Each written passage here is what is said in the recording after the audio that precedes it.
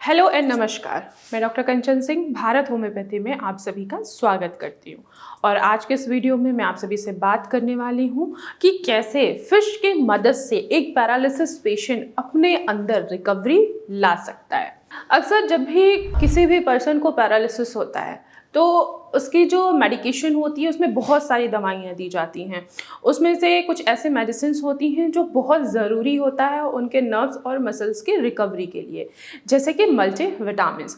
जी हाँ, मल्टीविटामिन्स जो होते हैं वो आपके रिकवरी के लिए आपकी मदद करते हैं। स्पेशली अगर मैं विटामिन्स की बात करूं तो वो है विटामिन डी और विटामिन बी 12। विटामिन डी और विटामिन बी 12 ये आपकी नसों को और मसल्स को मजबूत करने में और आपके रिकवरी में हेल्प करने में आपकी मदद करते हैं। तो देखिए, आप पैरालिसिस के पेशेंट हैं और आप लोगों के मन में बहुत सवाल आता है कि हम अपनी रिकवरी को कैसे फास्ट कर सके। तो आज मैं आप सभी से बात करने वाली हूँ कि आप फिश की मदद से कैसे अपनी रिकवरी को फास्ट कर सकते हैं। तो फिश में ओमेगा 3 फैटी एसिड पाया जाता है और साथ ही साथ इसमें प्रोटीन भी होता है, और जो मोस्ट इम्पॉर्टेंट विटामिन होता है वो होता है विटामिन बी 12 और विटामिन डी। ये मसल्स और नर्व्स की रिकवरी करने में आपकी पूरी मदद करते हैं।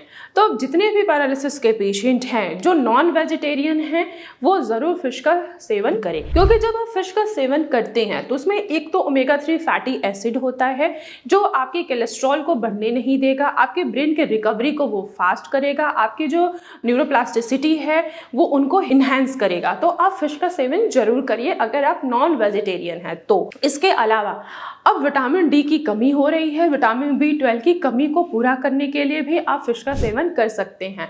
फिश मदद करेगा आपके विटामिन डी और विटामिन बी 12 की कमी को फुलफिल करने में, और जो आपके हाथों में, जो आपकी मांसपेशियों में अकड़न महसूस होता है, भारीपन महसूस रहता है, ऐसा लगता है कि हाथ जो है बिल्कुल अकड़ गए हैं, ऐसा फील होता है जैसे कि हमने 2 किलो या 3 किलो का कोई सामान उठा के रखा है। लेकिन अगर आप फिश का सेवन कर रहे हैं तो ये जो आपके हाथों में, मसल्स में, आपकी नर्व्स में जो वीकनेस आई हुई है, जो आपकी मांसपेशियां अकड़ी हुई हैं, उनमें आपको काफ़ी रिलैक्सेशन महसूस होगा। तो आप फिश का सेवन कर सकते हैं।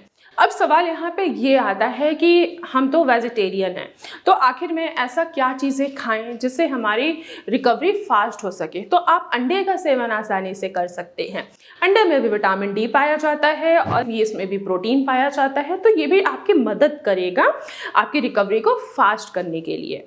अब इसके अलावा और भी बहुत सारी चीज़ें हैं जिनका आप इस्तेमाल कर सकते हैं अपनी रिकवरी को फास्ट करने के लिए, जैसे कि मशरूम में भी विटामिन डी पाया जाता है, विटामिन बी 12 भी पाया जाता है, तो आप मशरूम का भी सेवन कर सकते हैं।